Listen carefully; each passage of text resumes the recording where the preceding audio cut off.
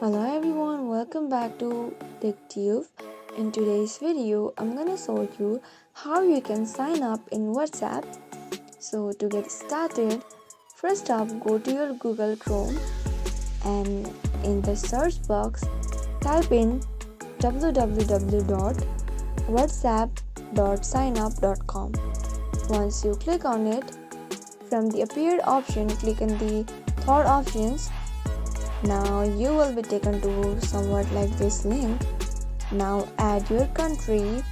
Here I'm adding my country, and once you have added your country, you will be able to add your phone number too.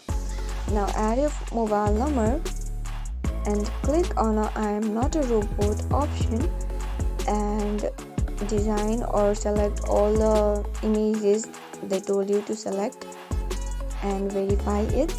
Once you have done it, don't forget to enter your name. So I have written my full name here. Once it's done, click in the next option and you will be successfully able to sign up by doing so. If you found the video to be helpful, please do not forget to subscribe to our channel and also press the notification bell for more updates. I'll see you again in next video. Goodbye till then.